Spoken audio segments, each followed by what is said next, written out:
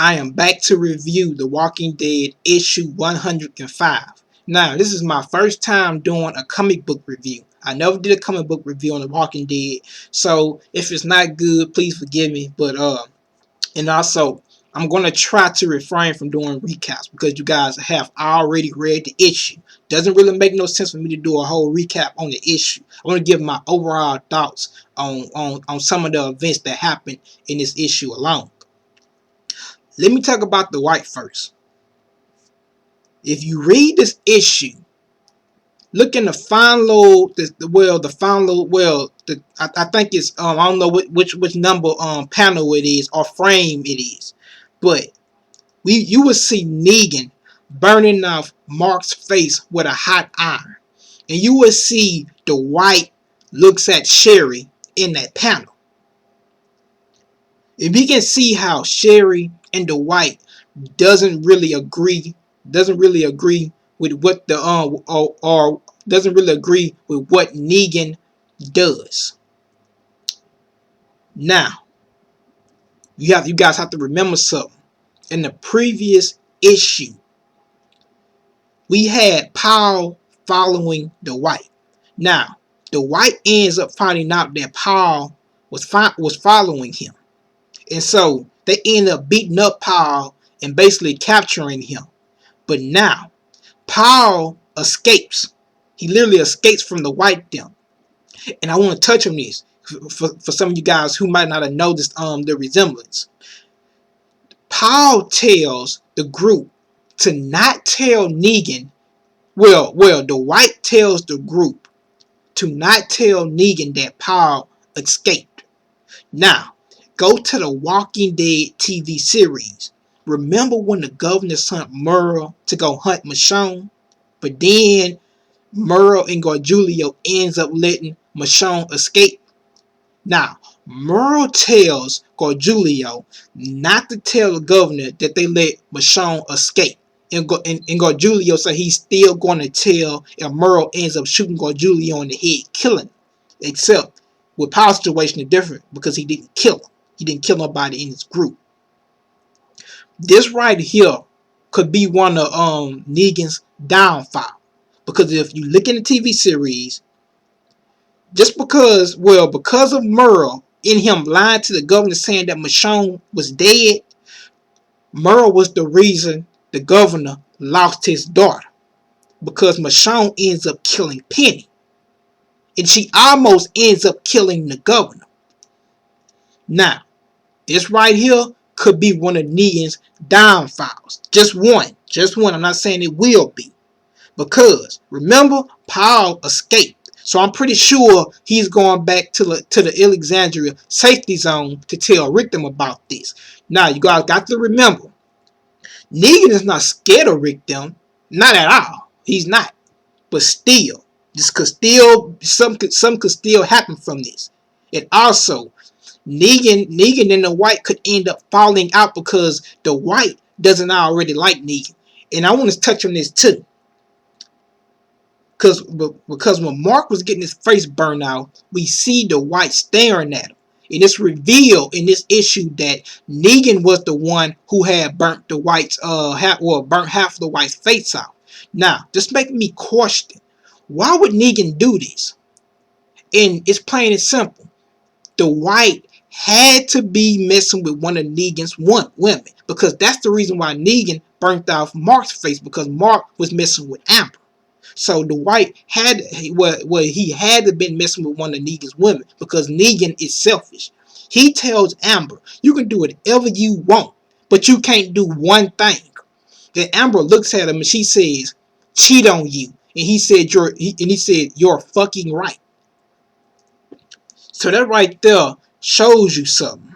That's the reason why the White got half his face burned out.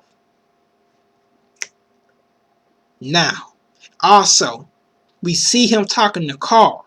Now, it's possible, I'm not saying it's a fact, but it's possible he sees Carl as a war potential. He sees him as a war candidate. He wants Carl to join his group. Because he did mention that he's bringing Carl in there to talk to him because, he's looking for a punishment for Carl. but I definitely see him trying to recruit Carl into his group. And something caught my eye, and something caught his eye about Carl.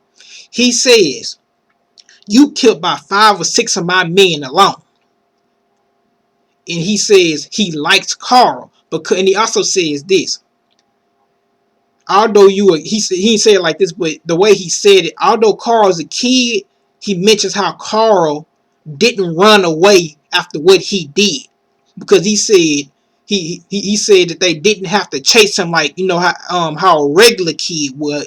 He said you stayed after you did what you did. And he said he liked that, because a normal kid, or a kid who didn't have that mindset of Carl, would have took out running around the factory, as he said, and they would have had to chase him.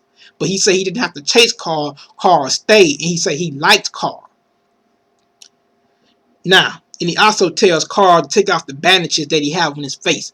And now, once Carl does this, you can see how Carl was kind of skeptical about doing this at first. And he says, "Don't make me mad, because you already killed my men. And basically, you don't want to get me mad." And he used that as an excuse to see what Carl had under his bandages. And once Carl does this, he literally freaks out. And he's like, you can see like a kind of fear or scare in his face. And if you pay attention, he looks at Carl and he says, "No wonder you keep those bandages on."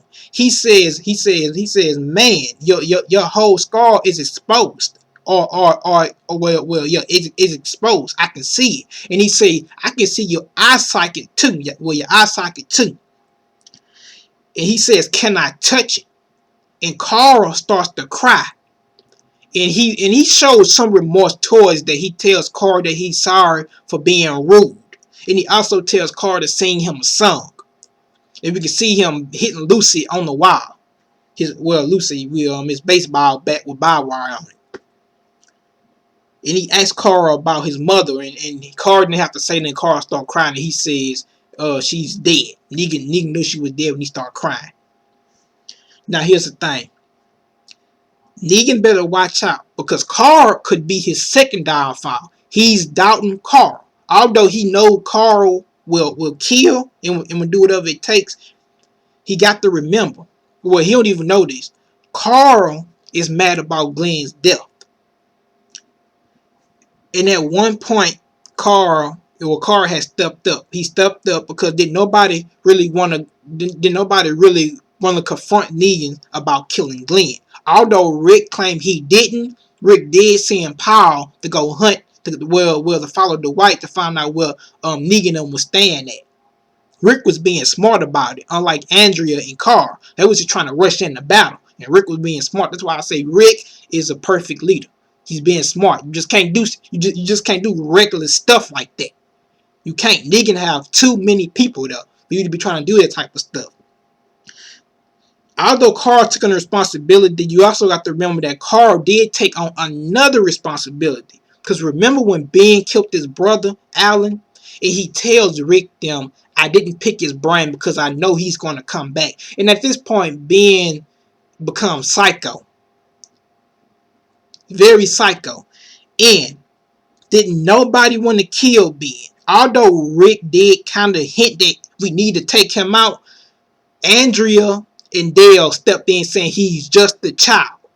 And Rick says, "I don't want to sleep with one eye open." I'm sorry for that. So, although Rick did agree with not killing Ben, although he did want to, but he listened to Andrea and Dale and he respected their choice about keeping him alive. Carl was the only person I've seen that took on a responsibility and killed Ben, because he knew Ben was a danger and he was a threat. Carl was the only person. Just like Carl was the only person to really attack Negan, fronting up about Glenn's death, attack him head up. So Carl could be his downfall. He's doubting Carl just because Carl is a child. And it's revealed that Negan doesn't hit his women, because when Sherry tells him about what Amber did with Mark, he tells Sherry and Amber, "Have I ever hit y'all before?"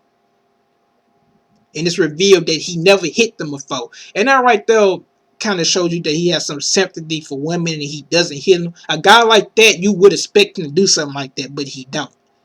And he also says he doesn't follow the marriage rule, meaning he like multiple women at one time. He don't believe in that. And he tells Amber, you're gonna have to basically choose me or Mark. He say if you want to stay here, matter of fact, he said I'm not forcing you to stay here, not at all. He said you can leave and go back with Mark all you want, but he say there's one rule, as I just stated, and she says don't cheat on you. And he says, as I just said, he says fucking right. So he said, you do realize if you want to stay, because he asked her, did she want to leave or did she want to stay? And she said, stay. And he said, you do realize if you stay here, you know what's going to happen to you, well, you know what's going to have to be done tomorrow, right? And she says, yes.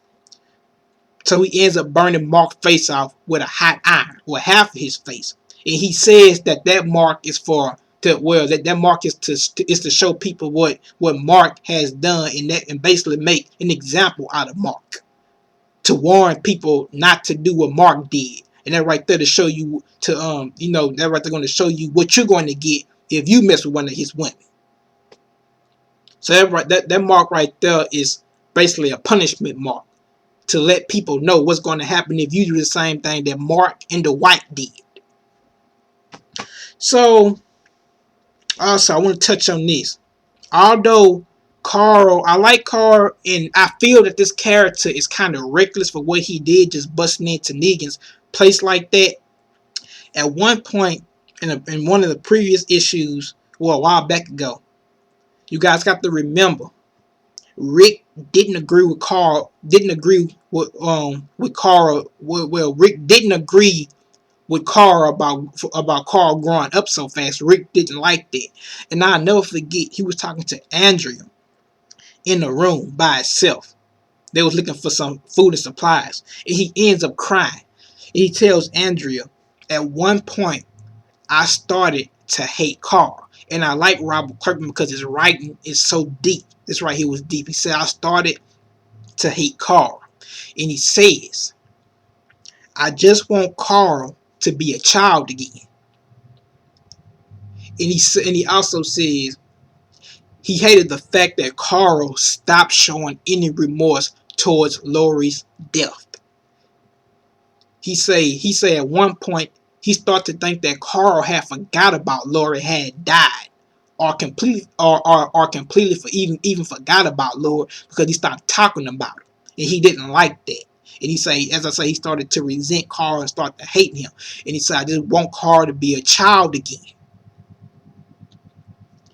Now, if you're going to have, because a lot of people are saying that they see Carl replacing Rick as a leader when Rick dies.